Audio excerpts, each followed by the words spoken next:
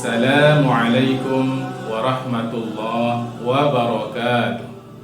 Alhamdulillah, wassalatu wassalamu ala rasulillah wa ala alihi wa sahbihi wa man wala, wa la hawla wa la quwwata illa billah. Saudara-saudara sekalian yang dirahmati oleh Allah Subhanahu wa taala, kita teruskan tadabbur surah Al-Muddatsir. Pada pertemuan yang lalu kita sudah jelaskan tentang perintah Allah Subhanahu wa taala kepada baginda Rasulullah sallallahu alaihi wasallam untuk memulai dakwahnya. Dengan demikian, saudara-saudara sekalian, resmilah sudah bahwa Rasulullah sallallahu alaihi wasallam itu diangkat menjadi rasul. Para ulama mengatakan bahwa baginda Rasulullah sallallahu alaihi wasallam itu nubbi'a bi al-alaq wa ursila bil muddatsir. Maksudnya baginda Rasulullah sallallahu alaihi wasallam itu diangkat oleh Allah Subhanahu wa taala menjadi nabi dengan turunnya 5 ayat dari surah Al-Alaq, dan juga diangkat menjadi rasul dengan turunnya surah Al-Muddatsir. Nah, adapun pada ayat yang akan datang ini Allah Subhanahu wa taala menjelaskan tentang kedahsyatan kejadian hari kiamat. Allah Subhanahu wa taala berfirman, A'udzu billahi minasyaitonir rajim. Bismillahirrahmanirrahim. Fa idza nuqira fin naqur. Apabila sangkakala itu ditiup. Saudara-saudara sekalian, sebahagian dari ulama tafsir rahimahumullah mengatakan bahwa tiupan sangkakala yang disebut di dalam ayat ini itu adalah tiupan sangkakala yang pertama, di mana alam semesta ini akan mengalami kehancuran total. Gunung-gunung akan diterbangkan oleh Allah Subhanahu wa taala seperti bulu yang dihambur-hamburkan. Manusia seperti ane-ane yang bertebaran, bintang-bintang pada berjatuhan, unta-unta bunting itu ditinggalkan alias tidak diperdulikan. Binatang-binatang liar dikumpulkan, sedangkan lautan dipanaskan. Sungguh peristiwa terjadinya kiamat itu merupakan peristiwa yang sangat menakutkan dan juga sangat menggoncangkan jiwa manusia. Nah, saudara-saudara sekalian, bila kita cermati ayat-ayat Al-Quranul Karim yang menceritakan tentang peristiwa hari kiamat itu, maka kita akan segera dapat melihat pemandangan yang sangat mengerikan. Kita tidak bisa bayangkan bagaimana manusia bisa selamat dari peristiwa yang sangat dahsyat itu. Dan memang tidak ada manusia yang bisa selamat. Karena pada hari tersebut adalah merupakan puncak dari kehancuran total alam semesta ini. Nah, kalau kita balik ke belakang, berbagai kehancuran alam semesta yang terjadi pada masa dahulu sepanjang sejarah umat manusia, seringkali Allah Subhanahu wa taala gambarkan di dalam Al-Qur'an sebagai bentuk azab dari Allah Subhanahu wa taala kepada kaum-kaum terdahulu yang membangkang para nabi yang diutus kepada mereka. Oleh karenanya, saudara-saudara sekalian, peristiwa kiamat itu nanti bisa kita katakan di sini adalah sebagai puncak azab dari Allah Subhanahu wa taala bagi manusia yang masih tersisa pada masa itu. Nah, dalam hal ini juga selaras dengan apa yang dikatakan oleh baginda Rasulullah sallallahu alaihi wasallam bahwa peristiwa kiamat itu hanya akan menimpa orang-orang yang jahat saja. Rasulullah sallallahu alaihi wasallam bersabda, "La taqumus sa'atu illa 'ala syirarin nas." Kiamat itu tidak akan terjadi kecuali akan menimpa orang-orang yang jahat saja. Ini hadis diriwayatkan oleh Al-Imam Muslim rahimahullah. Lalu kemudian kita bertanya, di mana gerangannya orang-orang yang beriman kepada Allah Subhanahu wa taala ketika itu?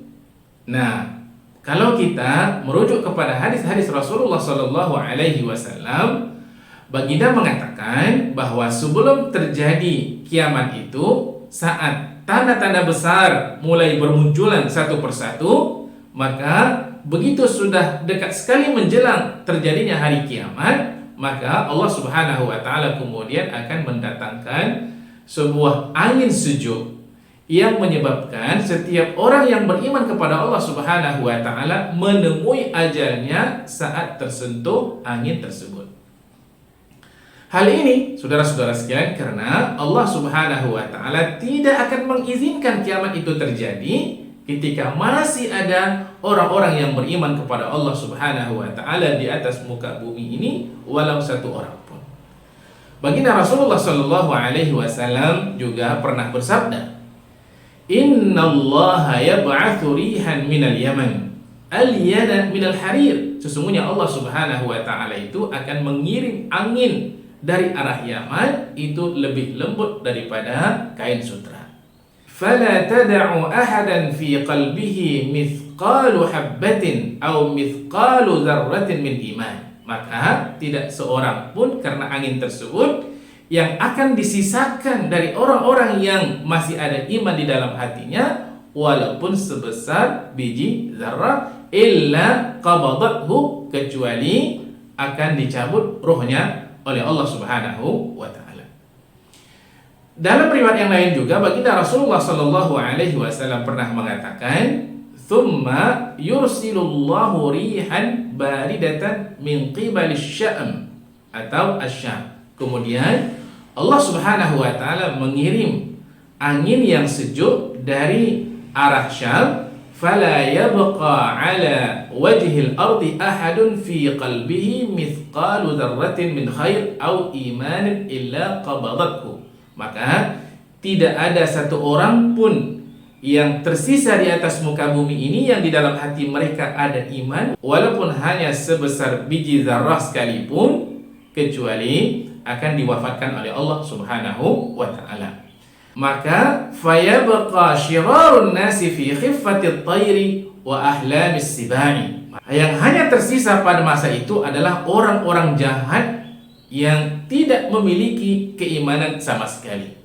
La ya'rifuna ma'rufan wa la yunkiruna munkaran. Mereka tidak bisa mengetahui yang baik dan juga tidak bisa mengingkari kemungkaran. Luar biasa. Ini karena sudah sampai kepada tingkat kebodohan atau kejahilan yang sangat luar biasa. Maka ketika itu saudara-saudara sekalian, fayatamatsalu lahumus syaitanu fayaqul, maka syaitan muncul ketika itu dan berkata, "Ala tastajibun? Mengapa kalian tidak memenuhi seruanku?" Fayaquluna, maka manusia ketika itu menjawab, "Fama ta'muruna? Apa yang kau akan perintahkan kepada kami?" Faya'muruhum bi'ibadatil authan. Maka kemudian syaitan itu memerintahkan kepada manusia tadi untuk menyembah berhala, wahum fi dzalika darun. Maka mereka pun mengikuti saran tersebut. Rizquhum hasanun aishuhum.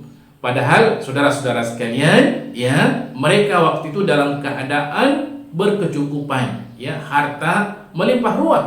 Kemudian thumma yunfakhu fis-sur, maka kemudian ditiuplah sangkakala sebagai tanda hari kiamat sudah datang. Hadis ini diriwayatkan oleh Al-Imam Muslim rahimahullah.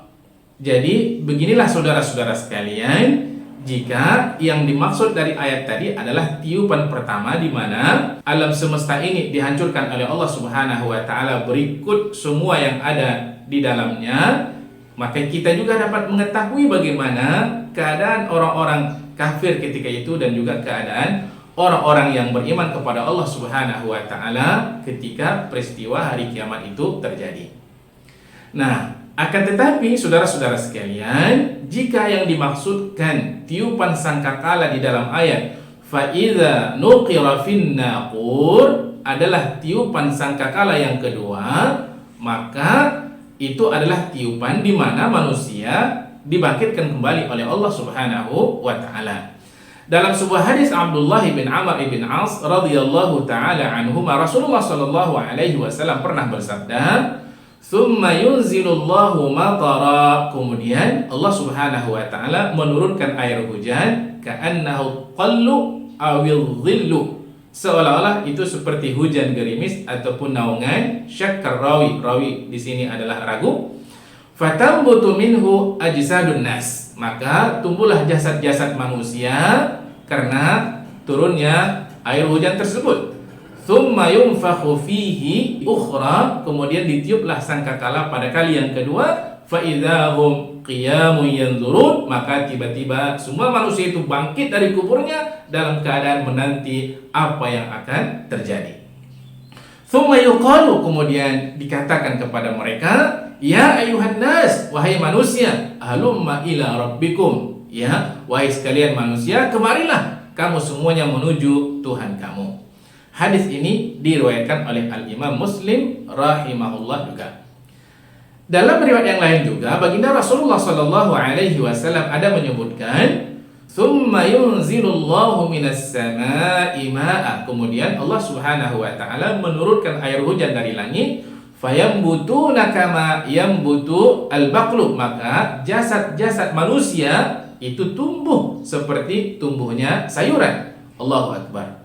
Laisa minal insani syai'un illa yabla illa 'azman wahidan wa huwa ajbul dhanab. Ya, dan tidak ada yang tersisa dari tubuh manusia itu kecuali semuanya habis, kecuali 'azman wahidan, yang tersisa itu adalah satu tulang, wa huwa ajmul dhanab, dan tulang itu disebut dengan ajmul dhanab. Wa minhu, dan dari tulang itulah yurakkabul khalqu yaumal qiyamah, akan ditumbuhkan kembali manusia pada hari kiamat. Saudara-saudara sekalian, Al-Imam An-Nawawi rahimahullah mengatakan, ajmud dhanab adalah tulang yang sangat kecil, kata beliau, terletak di bahagian bawah tulang ekor, dan dia adalah ujung daripada tulang ekor kita di belakang. Tulang itulah yang pertama sekali yang tercipta dari anak keturunan Nabi Adam alaihissalam, dan akan tetap ada, maksudnya tidak hancur, sehingga dia kemudian dibangkitkan kembali oleh Allah Subhanahu wa ta'ala. Ini disebutkan oleh Al-Imam An-Nawawi di dalam syarah Sahih Muslim. Nah, saudara-saudara sekalian, setelah dibangkitkan dari kuburan mereka masing-masing, seluruh umat manusia termasuk para nabi dan rasul, kemudian mereka dikumpulkan di hadapan Allah Subhanahu wa taala di padang mahsyar dalam keadaan tidak berpakaian, tanpa ada alas kaki, dan juga dalam keadaan tidak berkhitan. Nah, keadaan ini sebenarnya menunjukkan apa, saudara-saudara sekalian? Menunjukkan bahwa manusia itu sesungguhnya adalah fakir, tidak punya apa-apa, miskin dan lemah di hadapan Allah Subhanahu wa taala Rabbul Alamin. Diriwayatkan dari Ibnu Abbas radhiyallahu taala anhuma, dia berkata, qama fina Rasulullah sallallahu alaihi wasallam bimau'izatin faqal. Rasulullah sallallahu alaihi wasallam pernah memberi nasihat kepada kami. Baginda Rasulullah sallallahu alaihi wasallam berkata, innakum, sesungguhnya kamu, kata Nabi, mahsyuruna, kamu akan dikumpulkan kelak di padang mahsyar, hufatan, dalam keadaan tidak ada sandal, uratan, dalam keadaan tidak berpakaian alias telanjang, ghurla, dalam keadaan tidak berkhitan.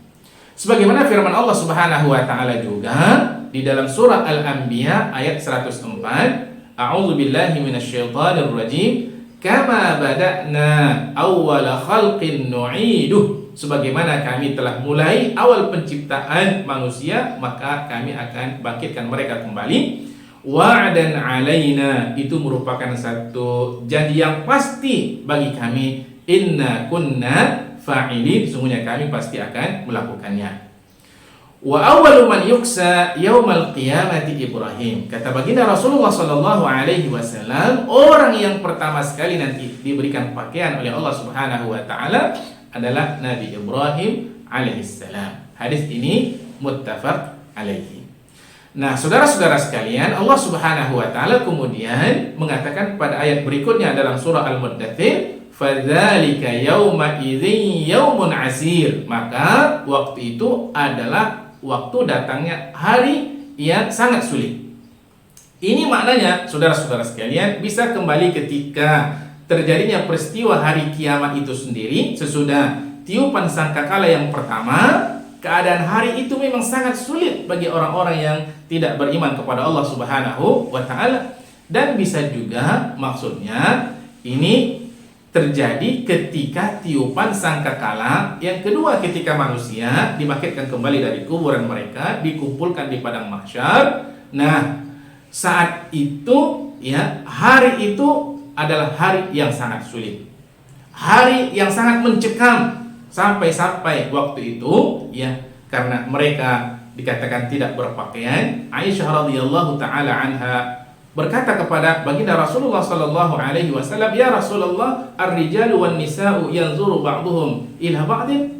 Bagaimana nanti ya Rasulullah kalau misalnya laki-laki dan perempuan mereka saling melihat?